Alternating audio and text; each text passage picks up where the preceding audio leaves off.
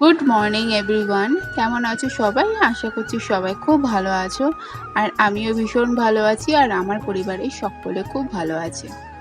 তো এখন বাজে ভোর 5:30, আর আমি ঘুম থেকে উঠে এসে রান্নাঘরে চলে এসেছি। আর ঠিক এখন থেকেই আজকে ব্লগটা আমি শুরু করছি। আশা করছি আজকে ব্লগটা দেখতে তোমাদের খুবই ভালো লাগবে। তো চলো শুরু করি। তো আমার বর অফিসে বেরিয়ে যায় ঠিক 8টার সময়। ঠিক আছে, তার জন্যই আমার এত ভোর ভোর উঠে রান্না বান্না তোড়জোড় শুরু হয়ে যায়। তো ওইদিকে তো মেয়ে আর বর ঘুমোচ্ছে ঘরের ভিতরে, আর আমি এখানে উঠে এসে তোমাদেরকে দেখাচ্ছি টাইমটা। এখন বাজে 5:44 মতো। তো রান্না করতে তো এখন একদমই ভালো লাগে না। তোমরা সবাই জানো ভোরবেলায় উঠে কারোর রান্না করতে একদমই এনার্জি থাকে না। কিন্তু ওই যে কি করব, কিছু তো করার নেই, তাকে তো খেতে দিতে হবে। আমি যদি রান্না না করি, আলিফি করে যদি শুয়ে থাকি, তাহলে তো সেও তো সারাদিন খেতে পারবে না।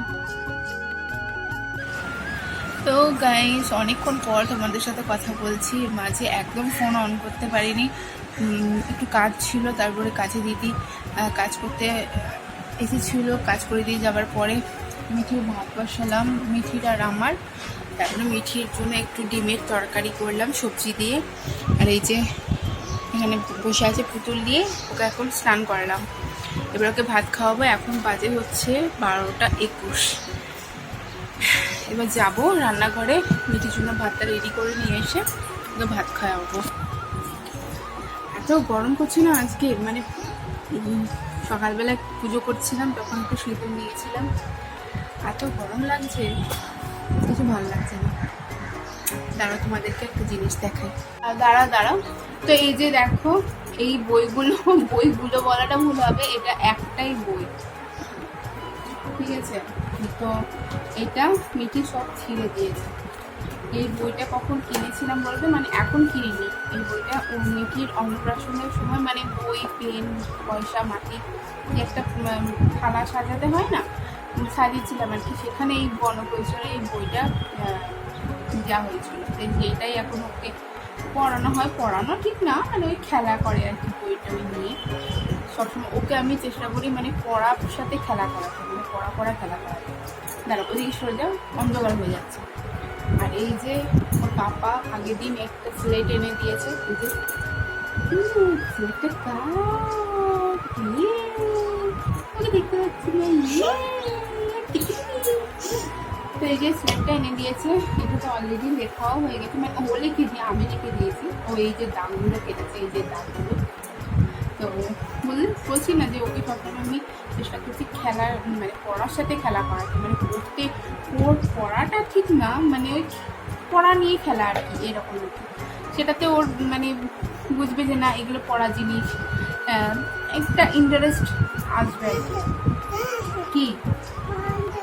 হ্যাঁ, তো চলো মিঠির ভাতটাকে নিয়ে আসি, তারপর ওকে খাওয়াবো। হাই করে দাও, হাই।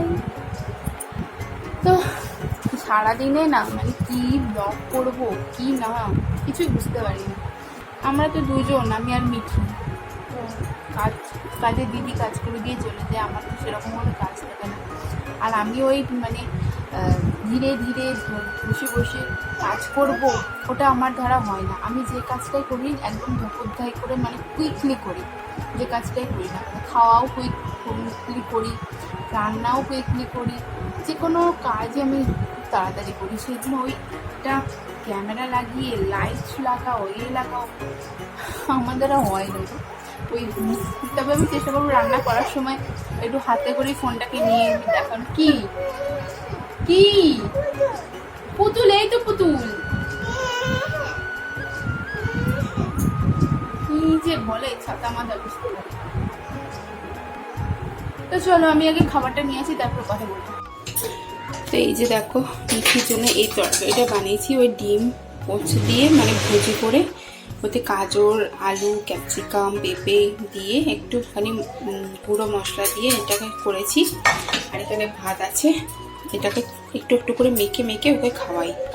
আর এটাই খাওয়াই না রোজ, মানে এক একদিন এক এক রকম করে। কালকে যেমন মাছের ঝোল করেছিলাম, আজকে ডিমটা মাছটা আগের থেকে বার করে রাখতে ভুলে গেছিলাম, তার জন্য ডিমটা এইভাবে দিয়ে দিলাম, সেদ্ধ করতে টাইম লাগবে বলে। চলো মেখে নিই। আজকে তো একদমই ব্লগ করার কোনো ইচ্ছেই ছিল না, ঘুমিয়ে পড়েছিলাম। এখন বাজে ওই 6:30 মতন। মা ফোন করলো, তারপরে ঘুম থেকে উঠলাম। ঘুম থেকে উঠেই চলে এসেছি রান্নাঘরে আমার জন্য একটু চা বানাতে আর মিঠির জন্য দুধ বিস্কুটটা রেডি করতে। আমিও চা খাই আর এই সময় মিঠিকেও দুধটাকে খাইয়ে দিই, বেসিক্যালি ওকে খাওয়ানোর জন্যই। ওকে দুধ খাওয়ানোর পরে যদি আমি চা খেতে বসি তাহলে আরও অনেক সন্ধ্যা হয়ে যাবে। তারপরে যে রাতের খাবার দাবার করতে হবে আমাকে, সেগুলোতে আরও দেরি হয়ে যাবে।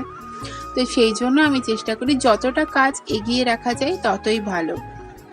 তো মিঠি এখানে খেলা করছে, এখন ওকে খাওয়াবো। Good evening everyone. তো অনেকক্ষণ পর তোমাদের সাথে কথা বলছি। গ্যাসে ওখানে চা বসাতে দিয়েছি। কি হলো? সোনা এখানে খেলা করছে। তো মা বেটিতে মিলে খুব ঘুমালাম আজকে। আমার ভীষণ ঘুম হয়েছে, মানে কদিন ধরে একদম ঘুম হচ্ছিল না, মানে শরীর কেমন একটা লাগছিল।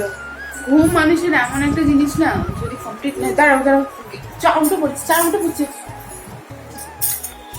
চা উঠে গেছে। ঘুম মানুষের এমন একটা জিনিস, ভালোভাবে কমপ্লিট না হলে না ভীষণ কষ্ট হয়। একটু চা খাবো, যে করছি, তারপরে পুজো করবো, মানে সন্ধ্যা দেবো। নিজেকে দুধটা খাইয়ে দেবো, নাহলে সন্ধ্যা দিয়ে ইয়ে করতে করতে দেরি হয়ে যাবে। তাই 6:30টার ওপর বেজে গেছে। ঘুম থেকে উঠলাম, এত রিফ্রেশিং লাগছে না। আসলে ভোরবেলা উঠতে হয় তো। তারপরে আবার এই কদিন ধরে মিঠিও, আমি যে খাওয়া দাওয়া করে শুতে গেছি, আসলে একটা শ্যুট করতে হয় আমাকে। আজকে শ্যুট করিনি, আজকে একটু মানে মাথাটা একটু গরম গরম ছিল। মিঠি সকাল থেকে আজকে সকাল করেছি, আর ভালো লাগছিল না শ্যুট করতে, আজকে করিনি। ভিডিও রেডি করা আছে, পাবলিক করতে হবে, পোস্ট করা আছে। ঘুমালাম, ভাবলাম যে না কিছু করবো না, ফোনটাকে চার্জে দিয়ে ফোনটাকে দূরে রেখে দিয়ে, না হলে ফোনটা কাছে থাকলে না ওই মন খুচখুচ করে থাকে। ঘুমাবো পরে, পরে ঘুমাবো পরে, এই যে পরে ঘুমাবো করতে করতে না তখন যে 6টা বেজে যায় আর বুঝতে পারি না। তো আজকে ফোনটাকে দূরে রেখে দিয়ে চার্জে বসিয়েছিলাম, চার্জও ছিল না, ঘুমালাম।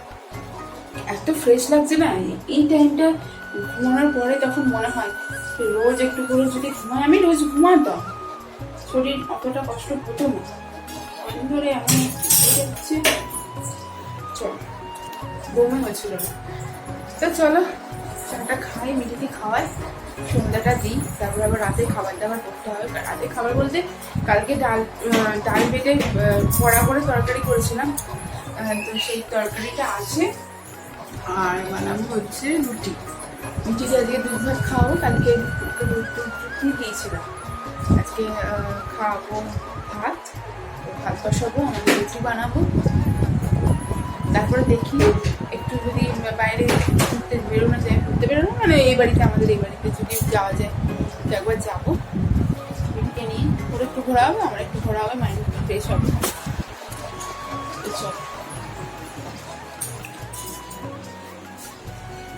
চলো ঘুম থেকে উঠে একটু ফেস ওয়াশ করলাম, এত তেল করছে, বাপরে বাপরে।